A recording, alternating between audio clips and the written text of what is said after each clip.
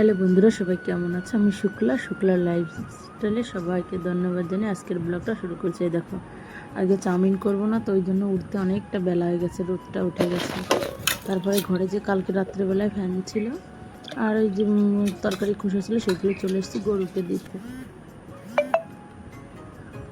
তারপর একটু ব্রাশ নিয়ে চলে আসলাম কলপাড়ে।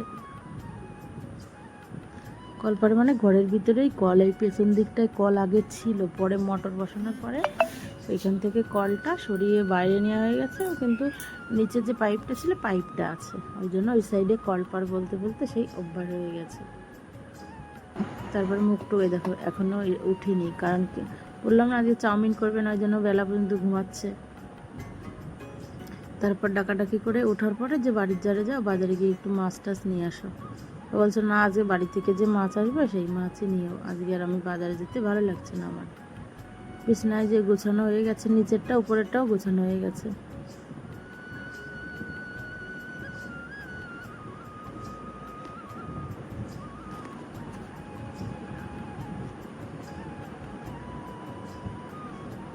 দেখো এবার বিছানাটা না ভালো দেখি কি জানলায় কেমন যেন মনে হচ্ছে কি একটু নোংরা নোংরা, ওই জন্য ভালো করে জানলাটাও ঝাড় দিয়ে নিলাম।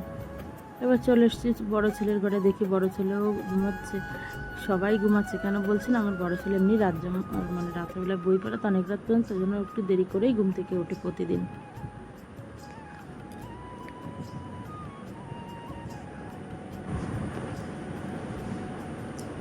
এই ঘরের ভেতরগুলো ঝাড় দিয়ে তারপরে চলে এসেছি এই যে বারান্দা। আর কি বলতো, চাউমিন আর বড়ি একসঙ্গে যখন করতাম না, পুজোর পরে যখন রোদ হবে তখন খুব কষ্ট হতো। আর এই চাউমিনের মানে চাউমিনের কাজটা করার সঙ্গে সঙ্গে বয়েল ড্রামে বসিয়ে চলে যেতাম ছাদে চাউমিন বড়িকে দিতে। বড়ির থেকে নেমে এসেই চাউমিন নামাতে হতো, তার মাঝখানে একটু কোনোরকম 2 মিনিট এসে এসে রান্না করতে হতো, রান্না করে কোনোরকম মানে খেতে খেতে কলপাড়ে আসতে হতো। তারপরে যে স্নান করে চলে এসেছি, ঠাকুরের থালা বাসনগুলো নিয়ে কলে যাচ্ছি।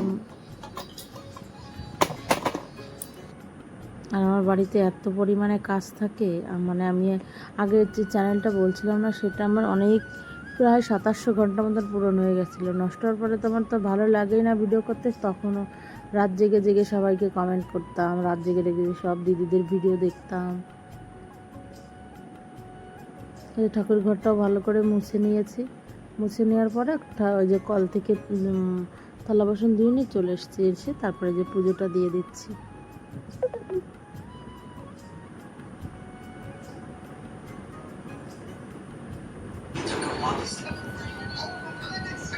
দেখো, চাউমিন করলে আমার অনেকটা বেলা হয় রান্না করতে, পুজো দিতে, কিন্তু আজকে তো আমি মানে চাউমিন করবো না বললাম, ওই জন্য ঘরের কাজগুলো আমি একবারে করে নিয়ে স্নান করে পুজো দিয়ে তারপরে রান্না করতে যাব।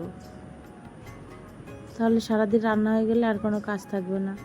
আর যে অল্প কটা জামা কাপড় কেচেছিলাম, সেই জামা কাপড় মানে কটা বালশির কভার ছিল আমার, একটা নাইটি ছিল, এরকম মানে টুকটাক প্রত্যেক দিনই কিছু না কিছু কাছাকাছি করতে হয়।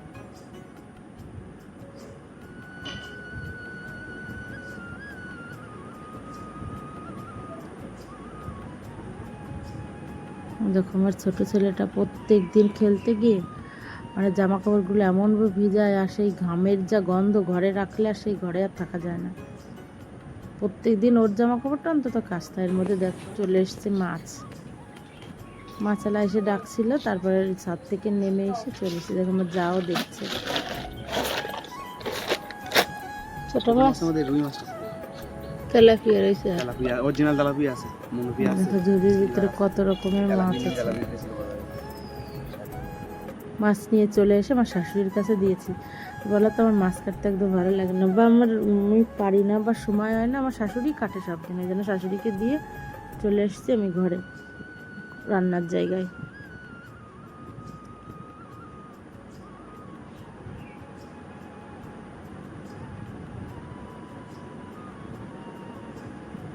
থালা বাসনগুলো আমি রাত্রেবেলায় মেজে রান্নাঘরটা মুছে রাখি, তবু টুকটাক কিছু যদি থাকে। ওই যে হটপটটা ছিল যেটা রাত্রেবেলা রুটি খেয়েছিলাম,